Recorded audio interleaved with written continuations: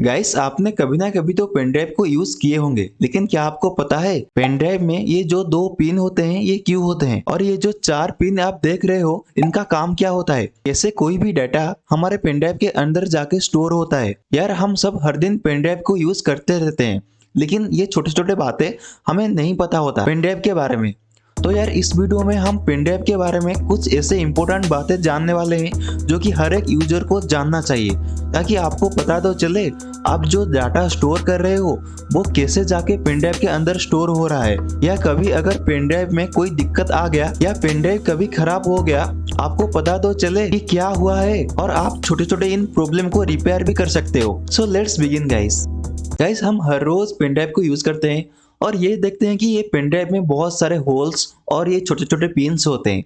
इनका काम क्या होता है गाइस, अगर आप इसे समझ गए तो आपको पेन ड्राइव को समझना आसान हो जाएगा। आपको पता चल जाएगा कि ये पेन ड्राइव कैसे काम करते हैं। तो गाइस, एक पेन ड्राइव के सबसे पहले जो पिन होता है वो होता है VCC यानी पावर पिन। गाइस, किसी भी इलेक्ट्रिक डिवाइस को चलाने के लिए पावर सप्लाई की जरूरत होता है। ठीक यहाँ पे एक पेन ड्राइव को भी चलाने के लिए पावर की जरूरत है। तो VCC पिन यानी वोल्टेज कॉमन कलेक्टर, ये हमारा पेन ड्राइव को पावर सप्लाई करता है। हम जैसे ही पेन ड्राइव को लैपटॉप या फिर कंप्यूटर से कनेक्ट करते हैं, लैपटॉप या फिर कंप्यूटर के फीमेल VCC पिन से पेन ड्राइव के मेल VCC पिन को करंट आता है और इससे हमारा पेन ड्राइव एक्टिवेट हो जाता है। गाइस, अगर हम VCC पिन को तोड़ दें तो ना ही पेन ड्राइव में करंट आएगा और ना ही हमारा पेन ड्राइव एक्टिवेट होगा। तो यार, पहला स्टेप में हमारा पेन ड्राइव सक्सेसफुल एक्टिवेट हो चुका है।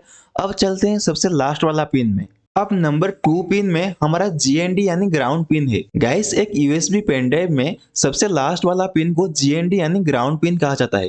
गाइस, आपको पता है जैसे इलेक्ट्रिसिटी में एक फेज और एक न्यूट्रल होता है। फेज में करंट आता है और न्यूट्रल में करंट जाता है या फिर रिटर्न होता है। ठीक वैसे ही पेन ड्राइव में हम VCC पिन के थ्रू पेन ड्राइव को करंट देते हैं, लेकिन वापस करंट निकालने के लिए GND पिन यानी ग्राउंड पिन को लगाया जाता है, जो कि पेन ड्राइव से करंट निकालने में मदद करता है।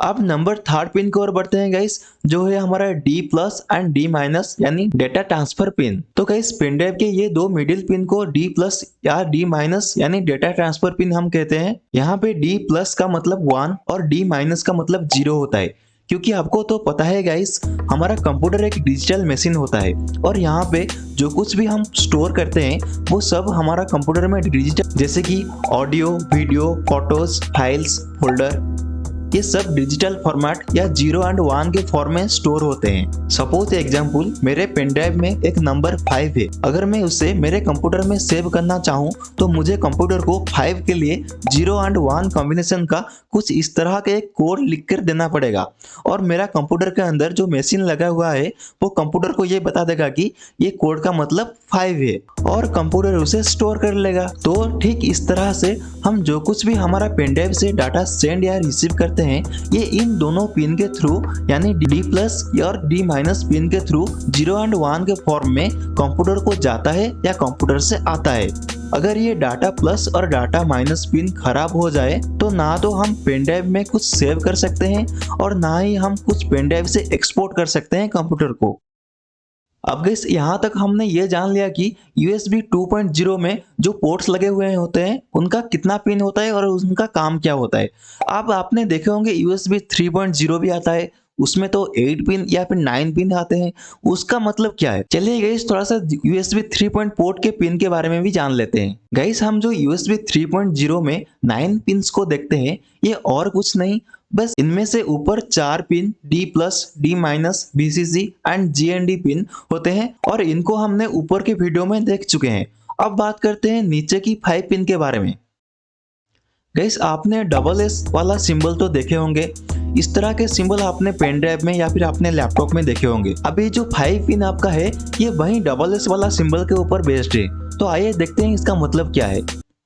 सबसे पहले आपको SSTX+ एंड SSTX- मिल जाएंगे, जो कि होता है super speed transmission positive and super speed transmission negative. ये दोनों पिन के थ्रू पेन ड्राइव से डाटा हाई स्पीड में कंप्यूटर को जाता है। ध्यान रखना गाइस, इन दोनों पेन ड्राइव के थ्रू डाटा कंप्यूटर को जाता है। और वहीं ठीक इसके positive pin SSRX- and SXRX+, ये दो pin stands for super speed receive positive and super speed receive negative. ये दो पिन यानी कि इनके थ्रू हाई स्पीड में कंप्यूटर से डाटा रिसीव होता है पेन ड्राइव को। ठीक है, कैस SSTX प्लस से पेन ड्राइव से कंप्यूटर को जाता है और ये दो पिन SSRX से कंप्यूटर से पेन ड्राइव को डाटा ट्रांसफर होता है हाई स्पीड में। ठीक है, तो गाइस डबल एस रिप्रेजेंट करता है सुपर स्पीड को, मतलब बहुत ही हाई स्पीड में डाटा ट्रांसफर जहां पे हो रहा हो वहां पे ये डबल एस सिंबल आपको देखने के लिए मिल जाते हैं। तो फाइनली यार गाइस, हमने पेन ड्राइव के बारे में अभी तक बहुत कुछ जान लिए हैं। पेन ड्राइव के अंदर ये 4 पिन या फिर 8 पिन के थ्रू पेन ड्राइव के अंदर डाटा ट्रांसफर होता है और पेन ड्राइव के अंदर एक मेमोरी चिप होता है जहाँ पे डाटा जाके स्टोर होता है। तो यार आई होप आपको ये वीडियो समझ में आया होगा कि हमारा पेन ड्राइव कैसे काम करता है और कौन सा पिन को क्या बोलते हैं और किस किस पिन का क्या इंपॉर्टेंट होता है। आपने इस वीडियो को थैंकफुल आपने समझ गए होंगे।